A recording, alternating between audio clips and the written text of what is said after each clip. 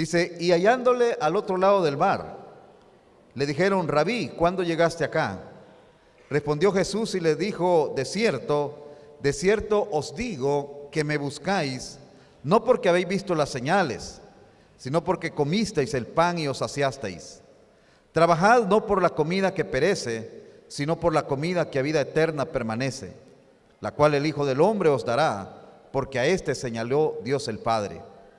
Entonces le dijeron, ¿qué debemos hacer para poner en práctica las obras de Dios? Respondió Jesús y les dijo, esta es la obra de Dios, que creáis en el que Él ha enviado. Le dijeron entonces, ¿qué señal pues haces tú para que veamos y te creamos? ¿Qué obra haces? Nuestros padres comieron el maná en el desierto, como está escrito, pan del cielo les dio a comer. Y Jesús les dijo, de cierto os digo, no os dio Moisés el pan del cielo, mas mi Padre os da el verdadero pan del cielo. Porque el pan de Dios es aquel que descendió del cielo y da vida al mundo. Le dijeron, Señor, danos siempre este pan. Jesús les dijo, yo soy el pan de vida.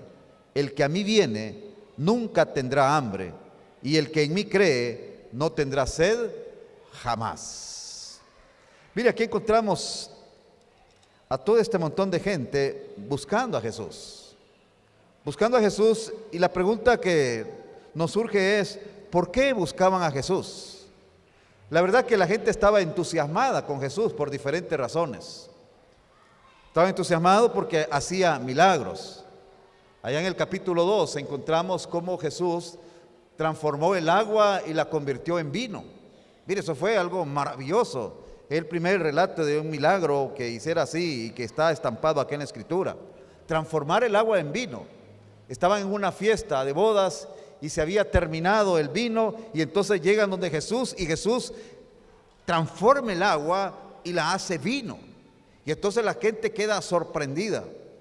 Pero también más adelante encontramos a Jesús sanando a las personas de enfermedades. Al hijo de un noble lo sana. Sana al paralítico de Betesda también. Y entonces la gente, al darse cuenta de estos milagros que Jesús hace, le busca. Lo buscan también porque Él alimentaba a la gente.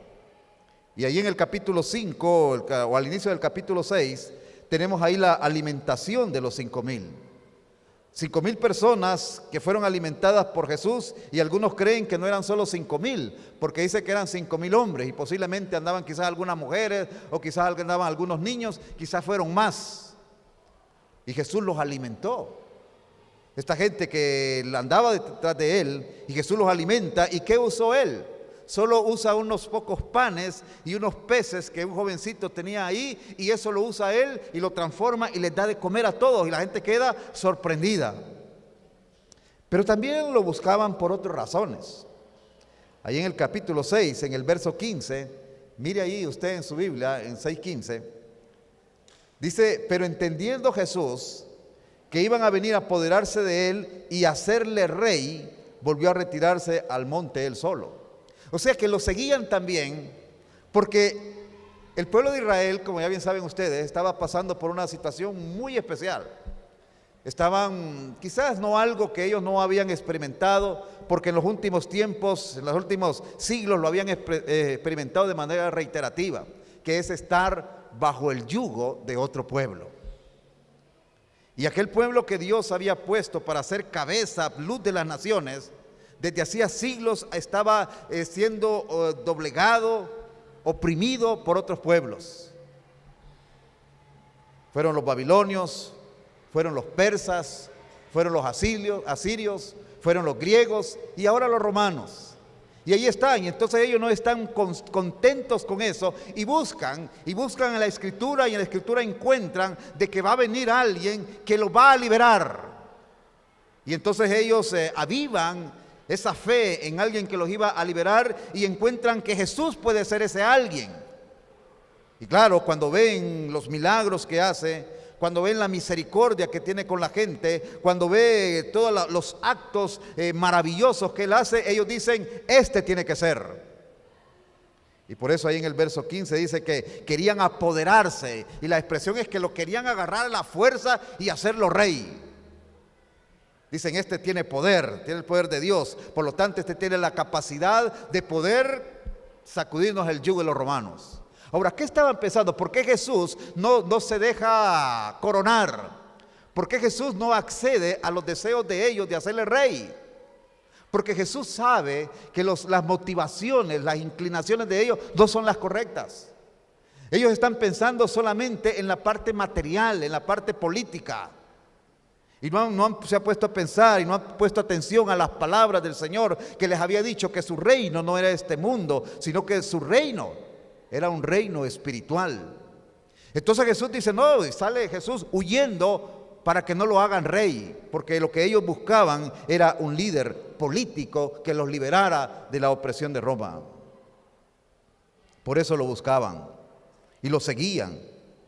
Cuando él hizo la alimentación de los 5,000, él se fue al otro lado, y cuando quisieron agarrarlo para hacerlo rey, él se va al otro lado, a la otra orilla del lago, se va en una barca. Bueno, en realidad él se fue sobre el mar. Los discípulos se fueron en una barca y él se fue sobre el mar, y otro milagro que se presenció ahí. Pero hasta allá lo fueron siguiendo.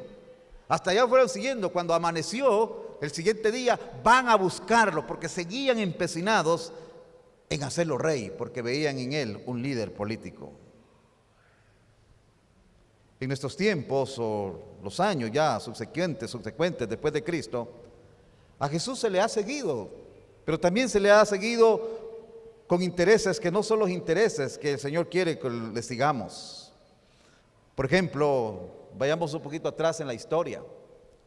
Y cuando vinieron los conquistadores y colonizadores romanos, españoles, ellos venían acá y venían ellos mostrando dos instrumentos. Por un lado mostraban la espada con la cual ellos doblegaron a los indígenas, y por el otro mostraban una cruz.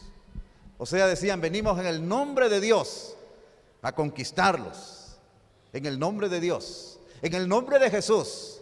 Y algunos decían, venimos acá porque ustedes necesitan de Jesús, para que Jesús los cambie. ¿Pero de qué manera? No de una manera espiritual, sino que de una manera religiosa. Y esta gente, abrigados por el tema de Jesús, doblegaron a la gente que vivía acá en nuestros lugares. Los doblegaron, los oprimieron, los diezmaron, saquearon las riquezas que aquí habían en el nombre de Jesús. Más adelante, ya en los tiempos más contemporáneos, se levanta toda una teología en donde se pone a Jesús como el referente de un revolucionario, de aquel que viene otra vez a liberar de la opresión material, física, y se levanta toda una teología que se puso de moda y que levantó movimientos en nuestros países, pero que al final se llega a la conclusión de que el problema del hombre no es lo externo, sino que el problema del hombre es interno. Y entonces vemos que se busca a Jesús de diferentes maneras. Hoy en nuestros días mucha gente busca a Jesús. La gente va a las iglesias, y aún hoy en este tiempo de campaña política, los políticos van a las iglesias. Van a las iglesias, ¿será buscando a Jesús? En el nombre de Jesús, pero van a buscar adeptos para sus movimientos. Y eso es lo que nosotros podemos ver en los tiempos actuales. Hoy en nuestro país hay mucha gente que busca a Jesús. Hay mucha gente que va a las iglesias y levanta la mano y hace una oración. Y con eso nosotros muchas veces les decimos de que han sido perdonados de sus pecados, que tienen la vida eterna. Pero cuando vemos la vida de estas personas, no encontramos ninguna transformación ni ningún compromiso con Jesús. Y a veces los que enseñamos la palabra somos culpables de poder mostrar una faceta de Jesús que no es la correcta. Los judíos buscaban a Jesús porque hacía milagros, porque querían que fuera su rey para liberarlos de la opresión. Y ahora muchos buscamos a Jesús porque queremos tranquilizar nuestras conciencias, creyendo que con asistir a una iglesia, con eso ya todo está bien. Repito, aunque no haya un compromiso, aunque no haya una consagración a nuestro Dios. ¿Por qué buscar a Jesús? Yo creo que por ahí es la pregunta que hoy tenemos que indagar. ¿Por qué buscar a Jesús? Ya vimos que lo buscaban anteriormente y lo siguen buscando por motivos equivocados. Pero ¿por qué nosotros, pueblo de Dios, por qué nosotros debemos buscar a Jesús? Y el verso 35 que leímos, véalo nuevamente, ahí nos da la respuesta. Jesús les dijo: yo soy el pan de vida. Debemos de buscar a Jesús porque Él es el pan de vida. El pan que da vida, el pan de la vida. Es el que da la vida buena aquí, pero la vida eterna también, desde aquí y hasta la eternidad. Siempre en este evangelio, en el capítulo 3, el texto tan querido y tan precioso de 3:16, que dice que de tal manera amó Dios al mundo, que dio a su Hijo unigénito para que todo aquel que en Él cree no se pierda, mas tenga vida eterna. ¿Por qué buscar a Jesús? Porque en Él está la vida. En Él está la vida. Y la vida que Jesús da es una vida abundante, no es cualquier vida. En el capítulo 10, verso 10, Jesús lo dice: el ladrón no viene sino para hurtar y matar y destruir. Yo he venido para que tengan vida y para que la tengan en abundancia. Ahora, ¿quién está hablando? Está hablándole a gente que decían creer en Dios. Pero les dice: mire, ustedes al ver sus vidas demuestran que en realidad Dios no está en sus vidas, porque su vida no es abundante. Su vida es de necesidad, de carencia, de necesidades, de aflicciones, de temores, de miedos, de rencores, de odios. Por lo tanto, la vida abundante no está en ustedes. La vida abundante es una vida de gozo. La vida abundante es una vida de gozo. Y el gozo, mis hermanos, es ese sentir que emana de algo que está interior en nosotros, que nos hace sentirnos de una manera pacífica, aunque alrededor de nosotros las cosas no vayan bien. Y tener a Jesús nos da esa capacidad de poder caminar en medio de las tribulaciones, de las aflicciones, y caminar en paz. Caminar en paz. En 2 Corintios, el apóstol Pablo, se lo leo, hablándole a la iglesia, les dice: asimismo, hermanos, os hacemos saber la gracia de Dios que se ha dado a las iglesias de Macedonia, que en grande prueba de tribulación, la abundancia de su gozo y su profunda pobreza abundaron en riquezas de su generosidad. ¿Qué está diciendo acá Pablo? Le está diciendo: miren, hermanos, yo quiero contarles de que los hermanos de la iglesia de Macedonia, ellos están en tribulación, ellos están siendo perseguidos, ellos están siendo oprimidos, pero en medio de la persecución, en medio de la opresión, nuestros hermanos tienen abundancia de gozo. En medio de toda esa situación adversa alrededor, ellos tienen abundancia de gozo. Ahora, ¿por qué tenían gozo en medio de la tribulación? Porque Cristo, el pan de vida, estaba en ellos. Porque ellos habían entendido quiénes eran y lo que Dios había hecho en sus vidas. Ellos estaban gozosos porque estaban conscientes que eran hijos de Dios. Y solo eso, hermanos, si nosotros entendiéramos, si nosotros pudiéramos realizar ese concepto de que somos hijos de Dios, solo eso nos haría tener gozo y sentirnos bien, aunque alrededor hayan situaciones difíciles. Los hermanos habían entendido que eran hijos de Dios, que antes ellos habían sido hijos del diablo, pero que por la fe de Jesús ahora eran hijos de Dios, y eso les daba gozo. Sentían gozo porque eran parte del pueblo de Dios. Mayormente la iglesia de Macedonia era de gente gentil, gente que en el tiempo pasado habían estado marginados, gente a los cuales, según los judíos, solo ellos tenían la bendición de Dios y todos los demás no la tenían. Y estos, cuando oían eso, se sentían pues marginados. Pero hoy el evangelio les dicen que en Cristo ya no hay hombre ni mujer, ya no hay gentil ni judío, sino que en Cristo todos somos una misma familia. Y ellos lo entienden y por eso es que sienten gozo, porque son parte del pueblo de Dios. Sienten gozo porque saben que aunque en su caminar hay dificultades, que aunque en su caminar hay tribulaciones, pero ellos están conscientes de que no están solos, porque han creído a las palabras de Jesús que les había dicho: y estaré con ustedes todos los días hasta el fin del mundo. ¿Por qué buscar a Jesús? Porque Él es el pan de vida, hermanos. Él es el que da la vida eterna, la vida abundante, la vida de gozo, la vida diferente a la vida que se tiene cuando Cristo Jesús no está en nosotros. Están gozosos porque están conscientes que nada ni nadie los podrá separar del amor de Dios que es en Cristo Jesús.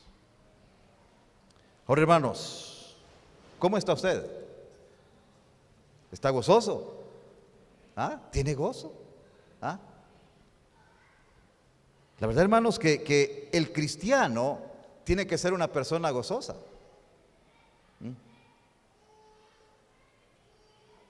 Por las razones que hemos mencionado y por muchas más, tenemos que ser personas gozosas.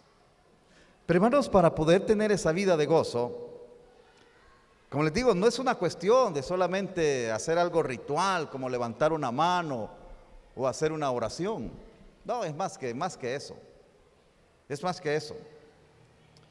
Mire ahí siempre en el 35, Jesús les dijo: yo soy el pan de vida. Y luego la frase que está a continuación, ¿cuál es? El que viene a mí. Y eso es clave, hermanos. Eso es clave para la vida cristiana, el que viene a mí. O sea, Jesús dice: mire, yo soy el pan de vida, yo soy el que da la vida, pero esta vida la tiene el que viene a mí. Y llegar a Jesús o ir a Jesús implica que nosotros debemos de movernos. El que viene a mí, le está diciendo a la gente que está ahí, el que viene a mí, o sea, tienen que moverse del lugar de donde están y acercarse a mí. Y es cuando nos acercamos a Jesús, cuando en realidad nosotros disfrutamos de esa vida abundante. Y movernos hacia Jesús implica dejar de hacer nuestra voluntad y hacer la voluntad de Dios. Porque cuando nos acercamos a Jesús, entonces Jesús comienza a marcarnos, a darnos su plan de vida, a darnos el itinerario que nosotros debemos de seguir. Y en ese momento nosotros tenemos que abandonarnos por fe y creerle a Él y hacer lo que Él nos dice. Y en ese avanzar a Él tenemos que dejar muchas cosas. Cosas que Jesús jamás oculta. Porque Él dice allá en Mateo 16, si alguno quiere venir en pos de mí, si alguno quiere venir en pos de mí, fíjense, dice, levante la mano. Si alguno quiere venir en pos de mí, dice, niéguese a sí mismo. O sea, deje de pensar en sus deseos, en sus placeres, en lo que le gusta. Deje de pensar en eso, niéguese a eso. Y hay una declaración todavía más fuerte a continuación y dice, tome su cruz y sígame. O sea que para poder disfrutar de ese pan de vida tenemos que movernos, ir a Jesús. Y en ese ir a Jesús tenemos que negarnos a muchas cosas que pueden ser agradables, pero que interfieren entre la voluntad de Dios y la nuestra. Ir a Jesús implica tomar la cruz, estar dispuestos a morir como Jesús murió en una cruz. Morir por Él, morir por su obra, morir por su reino. Y alguien dirá, mire, pero eso está difícil y es complicado. Pero más complicado es el versículo 26 de Mateo 6. Porque dice que aprovechará al hombre si ganare todo el mundo y perdiere su alma. O sea, imagínense ahí el contraste que Jesús hace. Dice, alguien quiere venir a mí, niéguese a sí mismo, tome su cruz y sígame. Y como si alguien le dijera, no, Señor, pero eso es muy difícil. Entonces yo le dije, pero ¿qué te va a aprovechar? ¿Qué te va a aprovechar si ganas todo el mundo? Si ganas fama, si ganas gloria, si ganas un nombre y pierdes tu alma. ¿De qué aprovecha tener una vida de placer, de comodidad, sin compromiso, sin consagración acá, si vamos a pasar la eternidad lejos de Dios? Y aquí el Señor nos pone en la disyuntiva, o Él, o consagración a Él, o vivir eternamente lejos de Él, que esa es la perdición eterna, y que la Biblia lo dice de una manera más fuerte, ir al castigo eterno.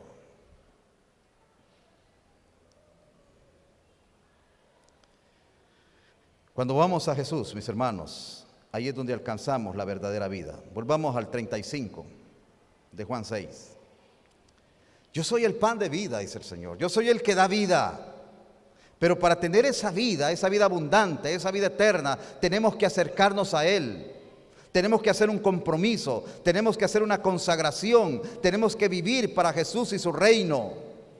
Y aquel que decide vivir de esa manera, dice, este nunca tendrá hambre, y el que en mí cree no tendrá sed jamás. O sea, lo que yo estoy diciendo, mire, si quieres tú tener, o sea, ya tener alimento espiritual eternamente, si ya no quieres tener sed, entonces tienes que venir a mí y tener un compromiso conmigo. No hay otra forma de ver la vida cristiana. Y hermanos, la Biblia nos registra de personas que tomaron este reto, decidieron obedecer a Jesús y su vida fue transformada. Siempre en el Evangelio de Juan, en el capítulo 4, ahí encontramos a una mujer samaritana, una mujer con vacíos, con necesidades, una mujer que no se sentía bien, pero como cualquier ser humano, ella quería sentirse bien. ¿Y cuál era el camino que ella había tomado? El camino que ella había tomado era buscar la satisfacción en los brazos de los hombres. Ahí quería llenar ella sus necesidades. Ahí quería llenar sus vacíos en los brazos de los hombres. Pero un día se encuentra con Jesús. Y entonces Jesús le dice, mira mujer, porque le pregunta, trae a tu marido. Y entonces la mujer le dice, no tengo marido. Y entonces le dice Jesús, bueno, la verdad es que es cierto, no tenés uno en singular. Porque 5 has tenido y el que tienes ahora no es tu marido. O sea que iban 6. Iban 6. Pero aquella mujer escucha el mensaje de Jesús, abre su corazón a Jesús y sus vacíos son llenos. Y cuando ella oye a Jesús y crea la palabra de Jesús, la vida de esta mujer es transformada y sale corriendo. Y sale corriendo a decirle a sus paisanos, mire, he encontrado a aquel que la Biblia nos hablaba. He encontrado al Mesías y Él me ha dicho cosas que de verdad me han dejado sorprendida. Y comienza ella a tener un compromiso con Jesús, porque se ve cuando ella va a compartir el mensaje de lo que Dios había hecho en su vida. Y ahí comienza a cambiar la vida de esa mujer.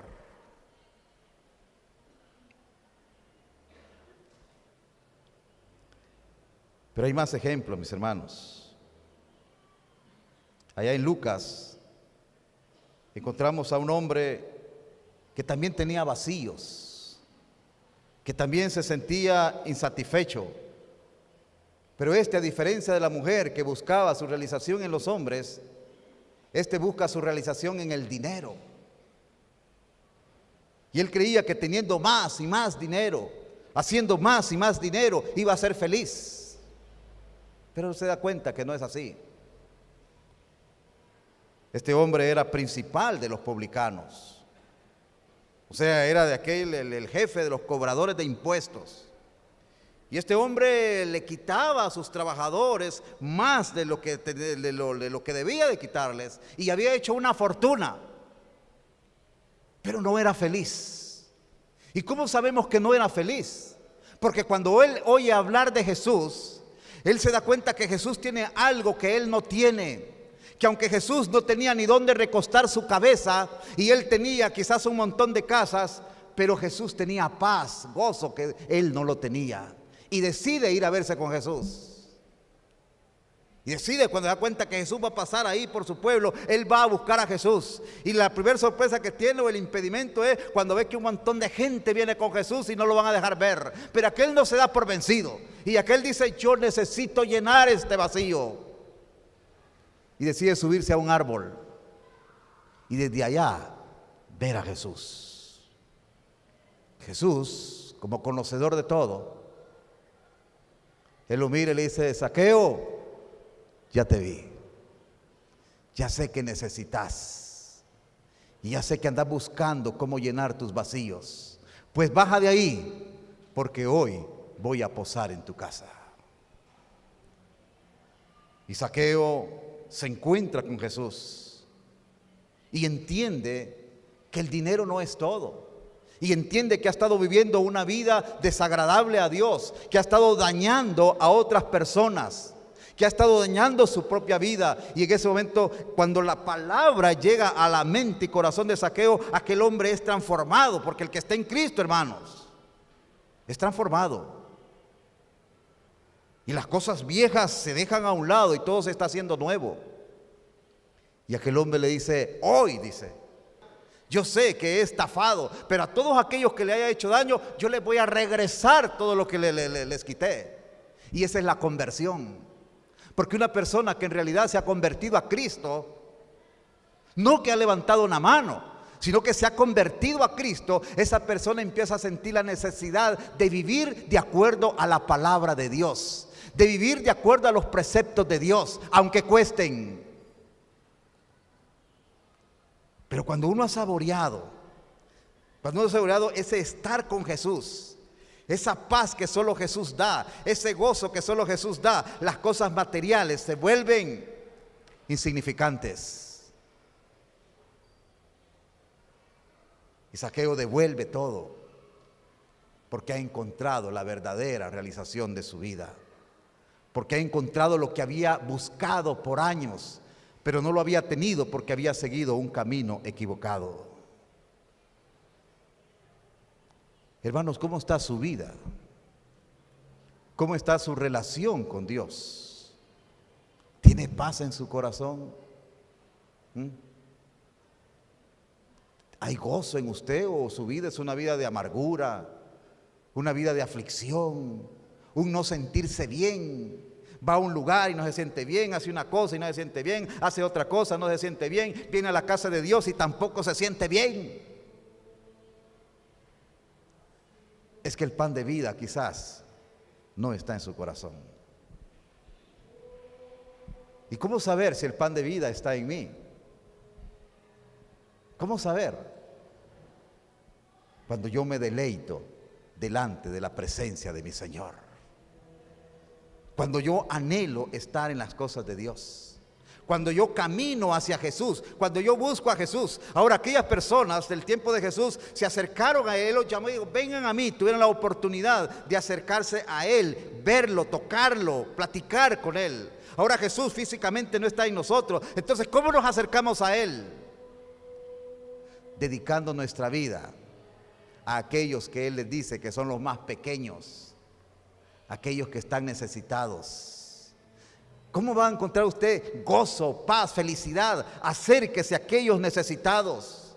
Acérquese a aquellos que la vida los ha puesto en una situación de desventaja. Acérquese a ellos, bendígalos y va a darse cuenta que esa es la verdadera felicidad. No es comerse una gran pizza, no es comerse un gran banquete, no es tener una gran casa, y si lo puede hacer, hágalo. Pero eso no es la verdadera felicidad. La verdadera felicidad es hacer las obras que Jesús hacía.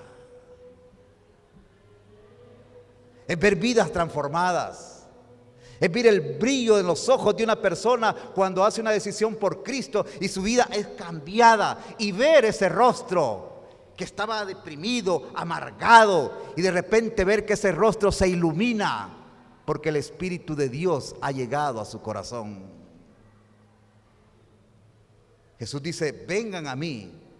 Pero ir a Jesús es ir a aquellos que están necesitados.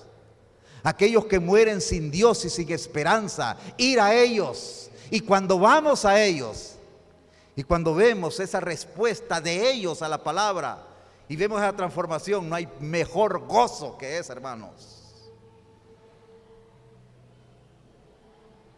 Jesús quiere darnos vida y vida en abundancia. Pero no lo vamos a lograr siguiendo la vida que siempre hemos llevado. No lo vamos a lograr con una vida liviana, descuidada. La vamos a lograr con una vida de compromiso, de consagración. Una vida en donde lo primero en mi vida es Dios. Lo segundo en mi vida es Dios. Y lo tercero en mi vida es Dios. Donde yo me desgasto por la obra de Dios. Y cuando se vive así, se puede estar enfermo, se puede estar anciano, las fuerzas pueden haber menguado, pero hay una alegría que sobrepasa todo entendimiento. La semana antepasada volví a recordar una historia que ya sabía, pero me la volví a recordar porque encontré al pastor de una iglesia aquí por la colonia Dina, sí. Y con él fuimos compañeros de estudio y platicando. Él tiene su iglesia allí, pero el pastor que estuvo antes que él, un hombre que ya está con el Señor, fue el que inició esa iglesia. La iglesia la creció y aquel hombre trabajó, se esforzó y envejeció. Pero este hombre amaba al Señor. Sus fuerzas menguaron, ya no podía salir para ir a evangelizar porque a él le encantaba evangelizar, pero ya no podía hacerlo. Pero había un fuego en él que no lo dejaba tranquilo. Había un fuego en él, un fuego que había existido toda su vida como creyente. Dice que le dijo a la familia: yo tengo que seguir anunciando el nombre de Cristo.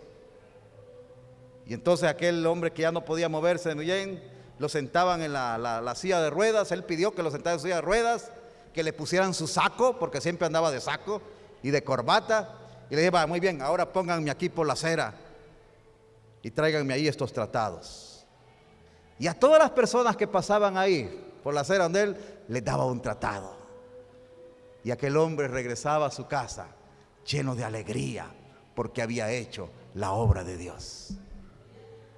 Un anciano, un hombre ya limitado en sus fuerzas, pero un hombre que sabía cómo se obtiene la vida abundante, que sabía que la vida abundante no se obtiene con una vida religiosa, que la vida abundante se obtiene con un compromiso hasta el final, con un compromiso de anunciar a Cristo, con un compromiso de bendecir la vida de las personas que están a nuestro alrededor. Ahí se logra la vida abundante. Y hermanos, eso es lo que Dios quiere para nosotros, cada uno de nosotros, que podamos vivir esa vida abundante, que puedan haber dificultades, problemas, qué sé yo, tantas cosas, pero dentro de nosotros está el Espíritu de Dios y hay un fuego que nos impulsa a seguir adelante, y encontramos las adversidades, las afrontamos con fe y con esperanza, sabiendo que las tribulaciones del tiempo presente no se comparan con la gloria venidera.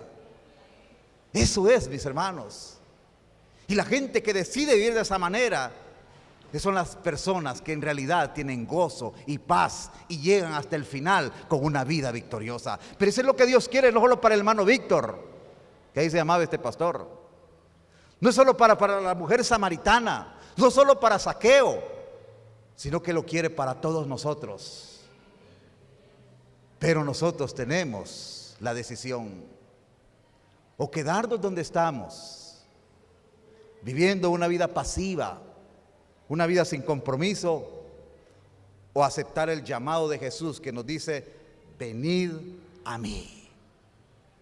Nosotros decidimos si nos levantamos de donde estamos y empezamos a caminar delante de Jesús y le decimos: Señor, aquí estoy, ¿qué quieres que yo haga?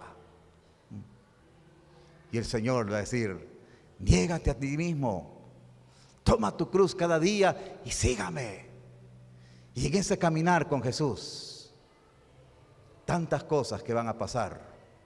A veces nos va a doler, a veces quizás vamos a sufrir, pero siempre Jesús va a estar a nuestro lado. Y al final oiremos las palabras del Señor tan preciosas que nos diga: bien, siervo fiel, en lo poco fuiste fiel, en lo mucho te pondré, entra en el gozo de tu Señor. Quiere a Dios que esas palabras todos los escuchemos, porque decidimos caminar hacia Jesús. Padre, gracias. Gracias por tu Hijo Jesucristo. Gracias por tu amor, por tu misericordia. Gracias porque tú nos has dejado tu palabra, la cual, como dice Pablo, nos instruye, nos redarguye, nos prepara para toda buena obra. Señor, yo ruego que nos ayudes a todos los que estamos en esta mañana acá presentes, que nos ayudes a revisar nuestra vida y que si es necesario tener un compromiso contigo, lo hagamos. Si es necesario hacer ajustes, los hagamos, porque solo estando conectados contigo y caminando en tu voluntad es cuando vamos a disfrutar de la vida abundante. Padre, que todos los que estamos acá, al final de nuestra carrera, cuando, Señor, ya estemos acercándonos a ti, todos los que estamos acá podamos con certeza poder decir aquellas palabras que dijo el apóstol Pablo en algún momento de su vida, cuando él veía que se acercaba el tiempo de estar contigo. Que todos los que estamos acá tengamos un compromiso que al final de nuestra vida nos pueda decir: he peleado la buena batalla, he corrido la carrera, he guardado la fe. Y lo que me aguarda es el premio, ese premio que tú darás a todos aquellos que han decidido seguirte mientras estuvimos en esta tierra. Ayúdanos a todos, Señor, a tener convicciones, a estar dispuestos a remover obstáculos tomados de tu mano,